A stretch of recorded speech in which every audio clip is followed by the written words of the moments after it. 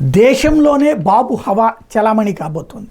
ఎందుకు అంటే ఆంధ్రప్రదేశ్లో వచ్చినటువంటి ల్యాండ్స్లైడ్ విక్టరీ ఏదైతే 152 సీట్లతో కూటమి అధికారంలోకి రావడం, కేవలం 23 స్థానాలకి తెలుగుదేశం పార్టీ పరిమితం కావడం అన్నటువంటిది ఒక పెద్ద శుభవార్త తెలుగుదేశానికి. అదే సందర్భంలో జాతీయ స్థాయిలో వచ్చేటప్పటికి భారతీయ జనతా పార్టీ నేతృత్వంలోని ఎన్డీఏ కూటమి అన్నటువంటిది 320 లోపే ఉండేటటువంటి పరిస్థితి కనబడుతుంది.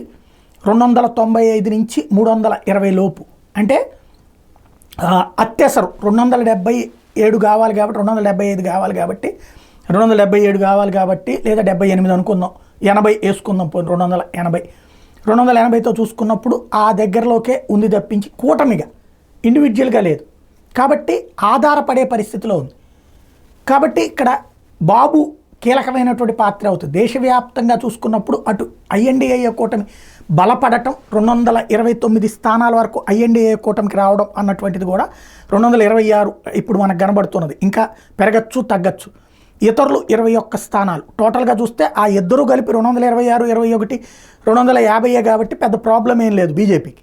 కానీ సమస్య ఏంటంటే బాబు హవా అయితే దేశవ్యాప్తంగా కూడా ఇప్పుడు ఆయనకి విపరీతమైన గౌరవం పెరుగుతుంది. నేషనల్ మీడియా వీళ్ళందరూ కూడా ఇదివరకు ఒకప్పుడు బాబుకి పూర్తిగా అనుకూలంగా ఉండేవాళ్ళు. ఈ దఫా కూడా కరెక్ట్గా ఎలక్షన్స్లో నేషనల్ మీడియా అంతా కూడా బీజేపీకి ఎట్లయితే సెంటర్లో సపోర్ట్ చేసిందో ఇక్కడ తెలుగుదేశం అలా గెలుస్తుందని ఇచ్చింది. ఇక బాబుకి సంబంధించి ఈయన చెప్పే మాటకి ఇప్పుడు యూనిఫామ్ సివిల్ కోడ్ లాంటి వాటికి కావచ్చు, లేకపోతే కనుక రాజ్యాంగ సవరణలకు సంబంధించిన ఏ అంశాలైనా సరే బాబు దగ్గరికి పరిగెత్తుకొస్తే నేషనల్ మీడియా బాబు కీ రోల్ పోషించబోతున్నారు.